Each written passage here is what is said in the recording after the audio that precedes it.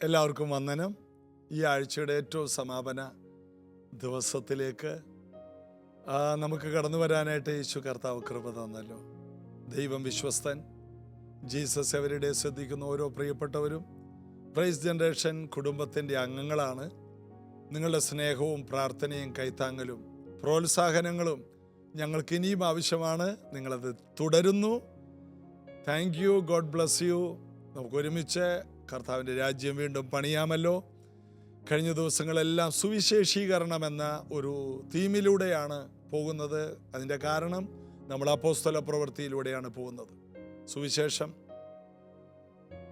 മത്തായിയുടെ സുവിശേഷം മുതൽ ഇങ്ങോട്ട് വായിച്ചാൽ മുഴുവൻ സുവിശേഷമാണ്. വെളിപ്പാട് പുസ്തകം വരെയും സുവിശേഷമാണ്. പുതിയ നിയമം ഒരു നല്ല വിശേഷമാണ്. സർവ്വജനത്തിനും ഉണ്ടാകാനുള്ള മഹാസന്തോഷമാണ്. അടുത്ത ആഴ്ചയിൽ ക്രിസ്മസ് ആണല്ലോ. ഡിസംബർ മാസം 25-ാം തീയതി, അതായത് വരുന്ന വ്യാഴാഴ്ച പ്രൈസ് ജനറേഷനിൽ വെച്ച് ക്രിസ്മസ് സർവീസായിട്ട് രാവിലെ 10:30 ഒരു മീറ്റിംഗ് ഉണ്ട്. പ്രൈസ് ജനറേഷനിലുള്ളവരെല്ലാം പുതുതായിട്ട് രക്ഷിക്കപ്പെടാനുള്ളവരെ കൊണ്ടുവരിക.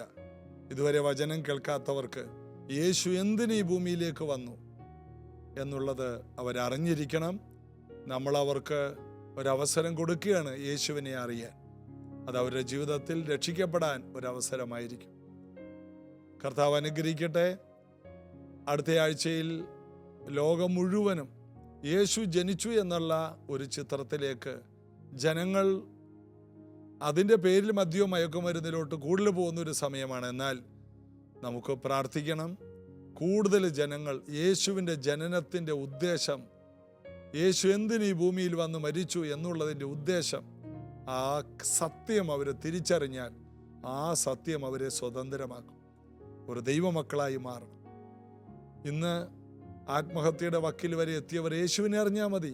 അന്നു മുതൽ അവരുടെ ജീവിതം ഒന്നെന്ന് തുടങ്ങിയാണ്. ഒരു വലിയ മദ്യപാനി യേശുവിനെ അറിഞ്ഞാൽ അന്നു മുതൽ അവൻ്റെ പാപത്തിൽ നിന്ന് അവൻ വിടുതലായി, അവൻ സ്വതന്ത്രമായി. മയക്കുമരുന്നിനടിമ, വളരെ പാപത്തിൽ ജീവിക്കുന്ന ഒരു വ്യക്തി, ദുഷ്ടനായൊരു മനുഷ്യൻ യേശുവിനെ അറിയുമ്പോൾ നിഷ്കളങ്കനായി മാറുകയാണ്, പുതിയ സൃഷ്ടിയാകുകയാണ്. ഈ സുവിശേഷം മറ്റുള്ളവർക്ക് കൊടുക്കണ്ടേ? ബൈബിൾ മുഴുവൻ സുവിശേഷമാണ്. ഈ സുവിശേഷം നമുക്ക് ലോകം മുഴുവൻ എത്തിക്കുവാൻ ഒരുമിച്ച് നിൽക്കാം. കർത്താവിൻ്റെ കൈകളിൽ കൊടുക്കാം. അപ്പോസ്തല പ്രവൃത്തി 18-ാം അധ്യായത്തിലോട്ട് വരാം. അതിൻ്റെ 9, 10, 11 വാക്യങ്ങളിൽ കൊരിന്ത്യരിൽ പൗലോസിന് ഭയങ്കര ബുദ്ധിമുട്ടുണ്ട്. യഹൂദന്മാർ വളരെ ദുഷിച്ചു. അതുകൊണ്ട് പൗലോസ് വളരെയധികം വിഷമിച്ചു. എന്നാൽ ഒരു രാത്രിയിൽ കർത്താവ് ദർശനത്തിൽ പൗലോസിനോട്, നീ ഭയപ്പെടാതെ പ്രസംഗിക്കുക, മിണ്ടാതിരിക്കരുത്. ഓരോ പ്രശ്നങ്ങൾ വരുമ്പോൾ എല്ലാ ദിവസവും കർത്താവ് വന്ന് ഇത് പറഞ്ഞിരുന്നെങ്കിലെന്ന് ഞാൻ ആഗ്രഹിക്കുന്നുണ്ട്. എന്നാൽ പൗലോസിനോട് ഇത് എല്ലാ അധ്യായത്തിലും പറഞ്ഞില്ല, എല്ലാ ദിവസവും പറഞ്ഞില്ല. 1-2 പ്രാവശ്യം ചിലപ്പോൾ പറഞ്ഞു കാണും. ലൈഫ് മൊത്തമായിട്ട് എടുത്താൽ ബാക്കി നമുക്ക് മനസ്സിലാക്കണം. ഒരു കാര്യം കുറേ സ്ഥിരമായിട്ട് പറയേണ്ട ആവശ്യമില്ല. നീ പ്രസംഗിക്കാതിരിക്കരുത്, നീ പ്രസംഗിക്കണം, നീ മിണ്ടാതിരിക്കരുത്. സുവിശേഷത്തെക്കുറിച്ച് ലജ്ജയില്ലാതെ നീ പറയണം. ഞാൻ തന്നെയാണ് ക്രിസ്തുവെന്ന് നീ പറയണം. കർത്താവ് ദർശനത്തിൽ വന്ന് പറയണം, നീ പറയണം. എനിക്ക് പറയാൻ പറ്റില്ല, നീ പറയണം. നീ ഇന്ന് ഭൂമിയിലുണ്ട്, നീ എൻ്റെ ശരീരമാണ്, നിന്റെ ശബ്ദം എൻ്റെ ശബ്ദമാണ്, നീ എനിക്ക് വേണ്ടിയാണ് സംസാരിക്കുന്നത്. നീ മൗനമായിരിക്കരുത്, നീ ഭയപ്പെടാതെ പ്രസംഗിക്കണം, മിണ്ടാതിരിക്കരുത്. ഈ ദിവസങ്ങളിൽ മൗനത വെടിഞ്ഞ് സുവിശേഷത്തിന് വേണ്ടി വാ തുറക്കുവാൻ പരിശുദ്ധാത്മാവ് എന്നോട് നിങ്ങളോട് പറയുന്നു. മിണ്ടാതിരിക്കരുത്. ഒരാളോടെങ്കിൽ യേശുവിനെ കുറിച്ച് പറയണം. യേശു ദൈവമാണ്. അവൻ ഈ താണ ലോകത്തിലേക്ക് ഇറങ്ങി വന്നു. ഒന്നുകൂടി പറഞ്ഞാൽ, യേശു എന്താ ചെയ്തതെന്ന് വെച്ചാൽ ഈ 5 വിരൽ കൊണ്ട് പറയാം. 1, യേശു നമ്മുടെ ദൈവമാണ്,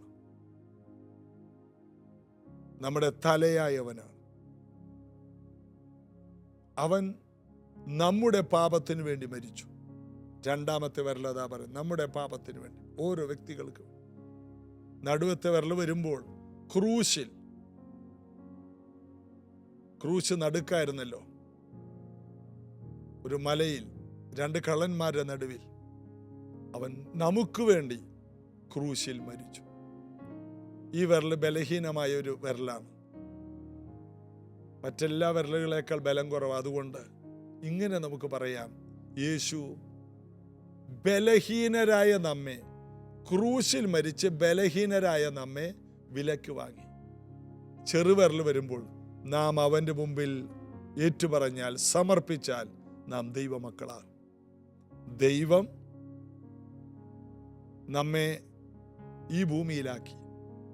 നാം പാപം ചെയ്തു, ഓരോരുത്തരും ദൈവ തേജസ് നഷ്ടപ്പെട്ടു. എന്നാൽ യേശു വന്ന് ക്രൂശിൽ മരിച്ചു, ബലഹീനരായ നമ്മെ വിലക്ക് വാങ്ങി.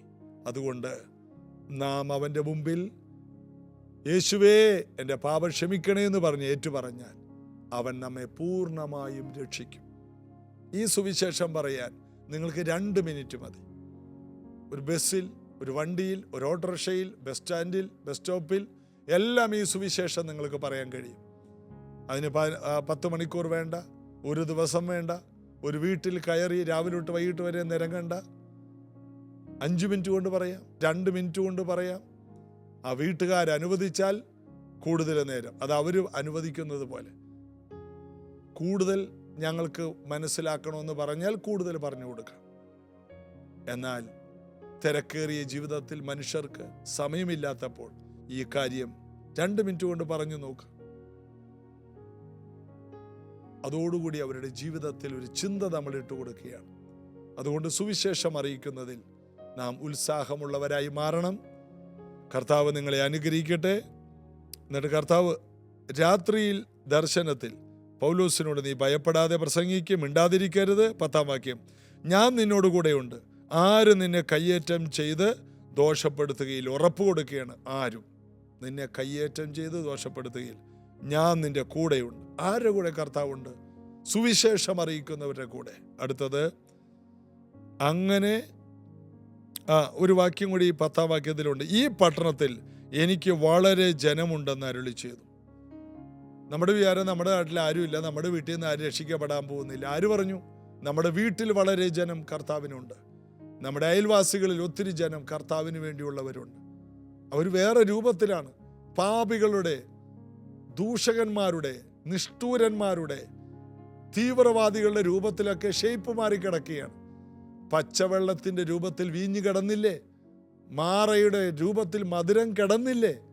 ഇതുപോലെ ശൗലിൻ്റെ രൂപത്തിൽ ഒരു പൗലോസ് കിടന്നില്ലേ? ഇതുപോലെ ഒരു ഷേപ്പ് മാറി കിടപ്പുണ്ട്. സുവിശേഷം ചെല്ലുമ്പോൾ അവർ കണക്റ്റ് ആകും. ഈ പട്ടണത്തിൽ എനിക്ക് വളരെ വളരെ ജനമുണ്ട്. പൗലോസേ, നീ ധൈര്യത്തോടെ പ്രസംഗിക്കണം, ഞാൻ നിന്റെ കൂടെ നിൽക്കും. പിന്നെ നമ്മൾ വായിക്കുന്ന, അങ്ങനെ അവൻ 1 ആണ്ടും 6 മാസം 1.5 വർഷം അവരുടെ ഇടയിൽ ദൈവവചനം ഉപദേശിച്ചുകൊണ്ട് താമസിച്ചു. 1.5 വർഷം. സാധാരണ പൗലോസ് അത്രയും നിൽക്കില്ല. ദൈവം പറഞ്ഞു, നീ ഇവിടെ നിന്ന് പ്രസംഗിക്കാൻ. ഒരു ദേശം, കൊരിന്ത്യർ വലിയ കൃപാവരങ്ങളുള്ളവരായി ഭയങ്കര മൂവായി മാറിയതിൻ്റെ കാരണം പൗലോസ് 1.5 വർഷം കർത്താവ് പറഞ്ഞിട്ട് അവിടെ നിന്നു. കർത്താവിന് നിർബന്ധമാണ് നമ്മൾ ചില ഇടങ്ങളിൽ ഫോക്കസ് ചെയ്ത് ആ ദേശത്തെ മുഴുവനും പിടിക്കണമെന്ന്. അങ്ങനെ ചരിത്രത്തിലെ അത്ഭുതകരമായ സഭ പിറക്കാനും വളരാനും കാരണമായത് ഒരു മനുഷ്യനോട് ദൈവം ഇടപെട്ടതാണ്. ഇതുപോലെ നിങ്ങളോട് കർത്താവ് ഇടപെടട്ടെ. നിങ്ങളോട് രാത്രിയിൽ ദൈവം സംസാരിക്കട്ടെ. ദർശനത്തിൽ ദൈവം നിങ്ങളോട് ഒരാലോചന തരട്ടെ. ഒന്ന് നമുക്ക് പ്രാർത്ഥിക്കാം. സ്വർഗീയ പിതാവേ, ഞങ്ങൾക്കും ദർശനങ്ങൾ തരണം. അനന്യാസിനും പൗലോസിനും പത്രോസിനും, എന്തിനു പറയണം, കർത്താവിനെ അറിയാത്ത കൊർന്നല്യോസിന് പോലും അങ്ങ് ദർശനങ്ങൾ കൊടുത്തതാണ്. ഇതുപോലെ വലിയ ദർശനങ്ങൾ ഇനി അടുത്ത ദിവസങ്ങളിൽ ഓരോ മക്കൾക്കും ഉണ്ടാകട്ടെ. പുതിയ വർഷം എങ്ങനെയായിരിക്കണം, ഏതു വഴിക്ക് തിരിക്കണം, എവിടെ നിൽക്കണം, എവിടെ നിൽക്കരുത്, എങ്ങോട്ട് ചലിക്കണം, ഇതെല്ലാം ഞങ്ങളോട് ഇടപെടണമേ. 1 വർഷവും 6 മാസവും കൊരിന്ത്യരിൽ നിന്ന് സുവിശേഷം അറിയിച്ച് ഒരു ചലനമുണ്ടാക്കിയ പൗലോസിനെ പോലെ ഇത് കേൾക്കുന്നവരെ ഉപയോഗിക്കണമേ. ബിസിനസ് ചെയ്യുമ്പോൾ, ജോലി ചെയ്യുമ്പോൾ, കുടുംബസ്ഥരായിരിക്കുമ്പോൾ, പഠിക്കുമ്പോൾ എല്ലാവരും ഉപയോഗിക്കണമേ. പരിശുദ്ധാത്മാവിൻ്റെ അത്ഭുത ഉപകരണങ്ങളായി ഇവർ തീരട്ടെ. അനുഗ്രഹിക്കുന്നു യേശുവിൻ നാമത്തിൽ. ആമേൻ. സുവിശേഷം അറിയിക്കുവാൻ ഒരു വലിയ ആവേശം പരിശുദ്ധാത്മാവ് നമുക്ക് തരട്ടെ. അപ്പോസ്തലന്മാരിലൂടെ നടന്നത് നമ്മിലൂടെ നടക്കും.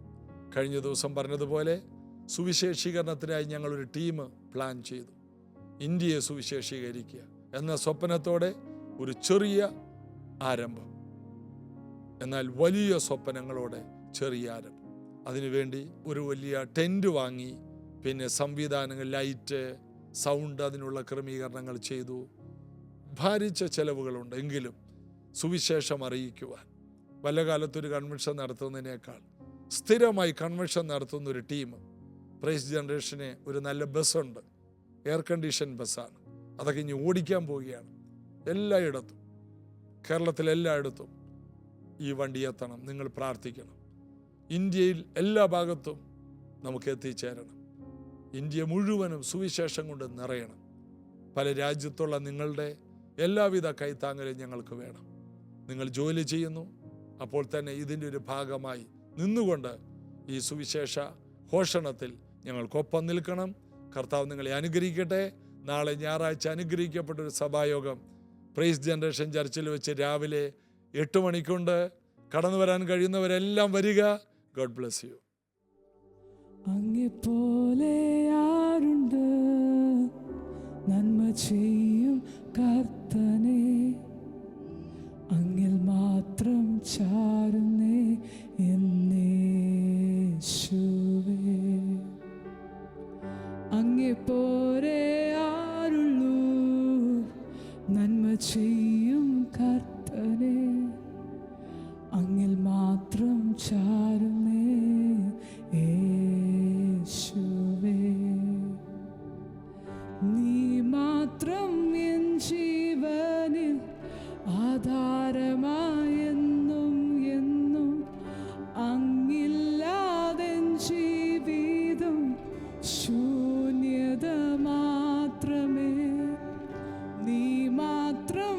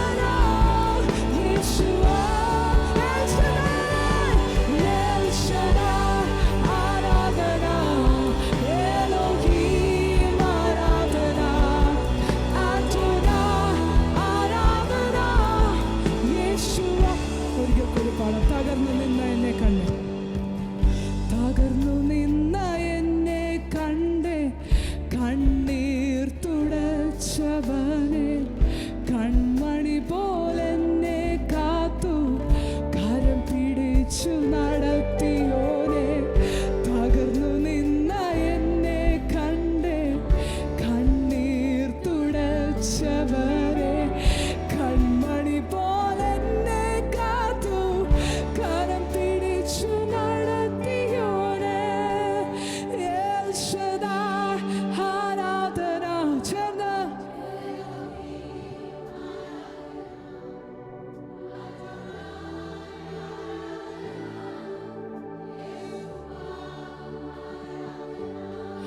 El Shaddai Aradhana, Elohim Aradhana, Adonai Aradhana, Yeshua Aradhana, El Shaddai Aradhana, Elohim Aradhana, Adonai Aradhana, Yeshua